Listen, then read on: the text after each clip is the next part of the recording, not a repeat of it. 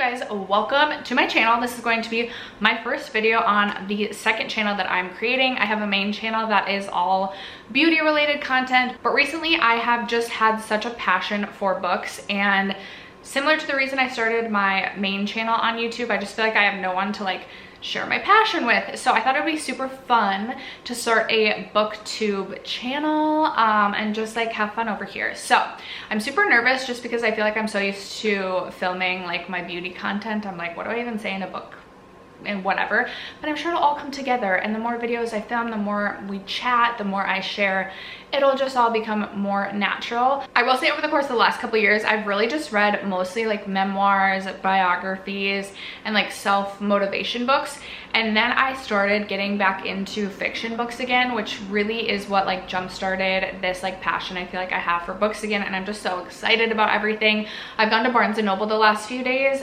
to pick up books for that are more fall-esque. Literary fiction is probably my favorite genre. I like to sprinkle in romances here or there. I feel like I couldn't read a bunch of romances in a row or I'd get burnt out, but I don't have a lot of mystery or thriller books or just fall themed books. So I had to go to Barnes & Noble the last few days to get a few books like that, but I also want to sprinkle in some of my favorites. So I thought it would be fitting for my first video to do a September TBR, so that is what I'm going to be bringing to you today. If you are interested, I will leave my main channel link down below, but other than that, let's get into, I believe I have 11 books picked out for myself that I want to read in September. I don't know if I'm getting a little bit over ambitious for myself, just really starting to get into reading. Maybe 11's too much. We'll find out. I do want to make sure to sprinkle in at least one motivational, self-improvement, or memoir biography each month. So for that this month, I decided to go with a really little, really fast read, just because I feel like I'm a little bit nervous about finishing the rest of the books that I have picked out. But I have this one ooh, this is gonna be tough. I do feel like I struggle to sound spell, and I feel like saying authors' names is the thought of that and saying things wrong already stresses me out. But this is by William McRaven, and it's Make Your Bed, Little Things That Can Change Your Life and Maybe the World. I will say a couple years ago I read why am I blanking on it? I can see the one about manifesting. Why am I blanking on the name? Secret World. Why can I not think of the book? I'll pop it on the screen. But after reading that book, that's when I really started to dive into manifesting the life of your dreams and self-improvement books. And I make my bed every single day, and I feel like it makes a huge difference in just how I start my day. So I'm really excited to see some of the other tips that are sprinkled throughout this book. The book that I'm currently reading right now is Kiss the Sky. This is part of the Calloway Sisters series, and I didn't realize that the Addicted series came before this. So this is the first book I'm reading out of any of the books that are written by Krista and Becky Ritchie. It took me a little bit to get into this book, but I should have this finished by the end of today. I have less than 100 pages left, and the more I learn about each of the characters, the more I fall in love with this book and really get excited to read it. I did purchase also the first book in the Addicted series, Addicted to You, which is obviously the series that the spin-off series came from. It just follows a different couple out of the core 6. I am really excited to get the point of view of Lily and Lo, one of the couples out of the core 6. I'm excited to read this book. And then I need to look up the reading order for how I should continue on with the series. I do feel like I won't read more than one or two of these series each month. I feel like it's a book I could see, or I feel like I could see myself getting burnt out if I read more than one or two in a month, just from just thinking about the way that I get excited to read.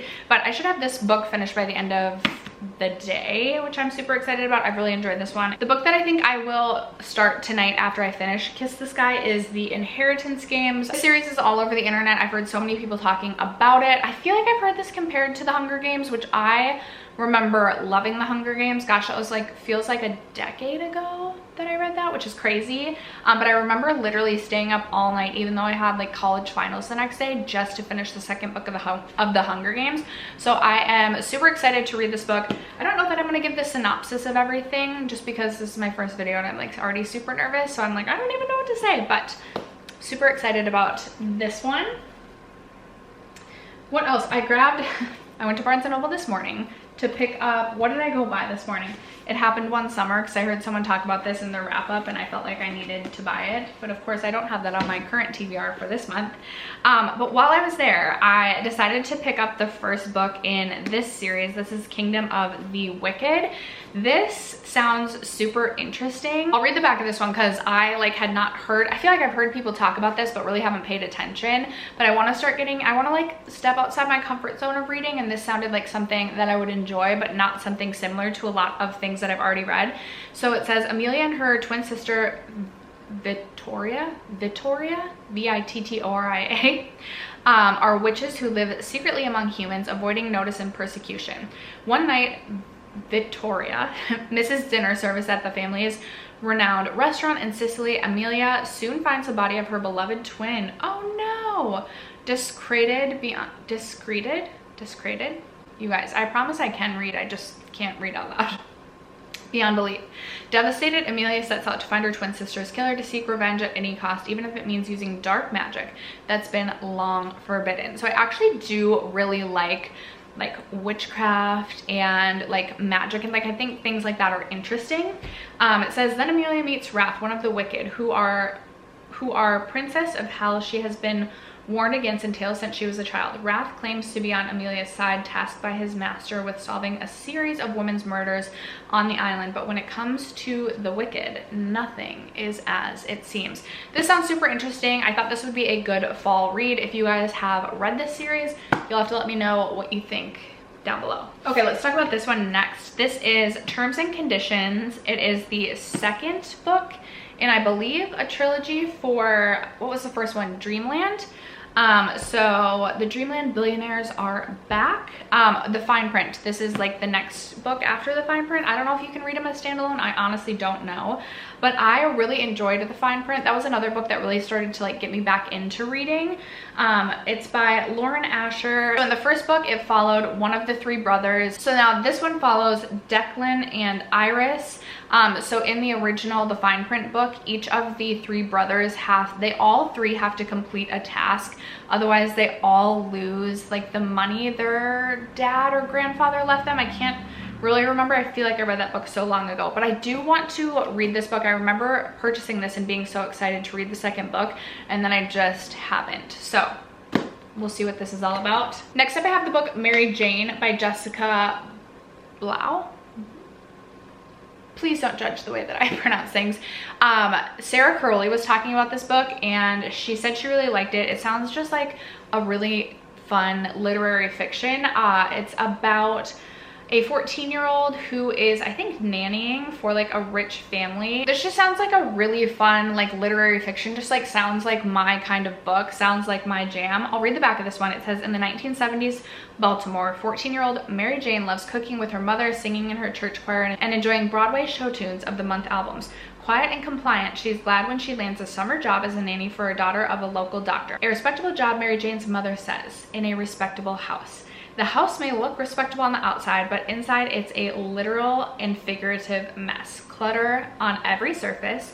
Impeachment, now more than ever bumper stickers on the doors. Takeout, dinner, even more troublesome were Mary Jane's mother to find out. The doctor is a psychiatrist who has taken in a famous rock star and his movie star wife for the summer so that the rock star can get clean. Mary Jane introduces her new household to crispy ironed clothes, milk that hasn't spoiled, and a family dinner schedule. In return, she has a front row seat to a world of sex, drugs, rock and roll music, and group therapy. Caught between the lifestyle she's always known and the future she's only just realized is possible, Mary Jane will arrive at September with a new idea about what she wants out of life and what kind of person she's going to be. This literally just sounds like my perfect book. This sounds like everything I love in a book, so I'm super excited about this one. Okay, then I have these fall books that I felt would be good for fall. So up first I have The Last Thing He Told Me by Laura Dave. I just read The Divorce Party by her, which I thought was good, not great. So we'll see about this one. I feel like everybody's been talking about this one. Plus this is more of a thriller mystery. Like, it doesn't sound like super scary, but it sounds like a mystery, which I feel like will be a fun read. It's about a girl whose husband disappears. He leaves her a note that says protect her. They have a daughter together, and as she tries to figure out where her husband is, he's missing, she finds out that he is not the man she thought he was. And I'm super excited to read this. I feel like I've heard nothing but good things, so we'll see about that. Next up, I have the book Does It Hurt by H.D. Carlton. I've heard really good things about H.D. Carlton's writing. I've heard it's a little risque, which I'm all about. I'm like all about mixing and risque, but I feel like after I read like a smutty book, then I need like a break for like a book, and then I can read another smutty book. But I'm really excited about this one. I've heard really good things about this one as well. It's about a girl who is like just trying to get by. She sleeps with people and takes their identity. So she sleeps with this guy, steals his identity, and then he like finds out and then like finds her, and they end up on this island alone, and they have to wait for like a boat to get them off the island. So they're staying at this lighthouse, but then there is a guy who's like at the lighthouse who sets all these rules for them. That's what I understand this book to be about. Very excited to read this one. And then these are the last two that I have on my reading list. I picked these up because I thought these would be like good fall books. I haven't really heard anything about either of these. So up first I have Dark and Shallow Lies. I'll read the back of this one because I literally have heard nothing about this, but it was on like the fall picks book at Barnes & Noble. So it says, a town in Louisiana is the worst place to be if you have something to hide. This tiny town where 17-year-old Grace spends her summers is the self-proclaimed psychic capital of the world, and the place where Alora Pelerin, Gray's best friend, disappeared 6 months earlier. Gray can't believe that Alora vanished into thin air any more than she can believe that nobody in the town full of psychics knows what happened. But as she digs into the night that Alora went missing, she begins to realize that everybody in the town is hiding something. Her grandmother Honey, her childhood crush Hart, and even her late mother, whose secrets continue to call to Gray from beyond the grave. When a mysterious stranger emerges, a stormy-eyed boy who links to Alora the town's bloody history, Gray realizes that this town's past is far more present and dangerous than she'd ever understood. Suddenly, she doesn't know who she can trust in a town where secrets lurk just below the surface and where a murderer is on the loose. Nobody can be presumed innocent, and the town's dark and shallow lies may just rip the town apart. This is by Ginny Myers Sane, and I believe this is a debut novel for her, so I'm excited to read this. I just wanted like some fall picks as well. I didn't want it to be like, I just wanted some fall picks as well, and I thought that that one sounded like a good one. And then I do want to read at least one romance per month, so I thought this would be a fun fall romance. This is Go Hex Yourself by Jessica Clare. I've heard nothing about this one either, but I just thought it looked like a very cute fall romance. It says, when Reggie Johnson answers a job ad in the paper, she's astonished to find that she's not really applying for work at her favorite card game, Spellcraft, the Magicking. Instead, she's applying to be an actual familiar for an actual witch, as in real magic. The new job has a few perks: great room and board, excellent pay, and she's apprenticing to a powerful witch. Sure, the witch is a bit eccentric, and sure, there was that issue with the black cat Reggie would prefer to forget about. The biggest problem, however, is Warlock Ben Magnus, her employer's nephew and the most arrogant, insufferable, maddening man to ever cast a spell. Reggie absolutely hates him. He's handsome, but he's also bossy and irritating and orders her around. Ben's butt might look great in a crystal ball vision, but that's as far as it goes. But when someone with a vendetta targets the household, she finds herself working with Ben to break a deadly curse. Apparently, when they're not fighting like cats and dogs, things get downright bewitching. I just thought this sounded like a cute, fun fall read. So those are the 11 books I have on my TBR to read in the month of September. I would love to know in the comments below, what books do you plan on reading in September? What kind of content do you like to watch, binge watch on BookTube? Would love to know.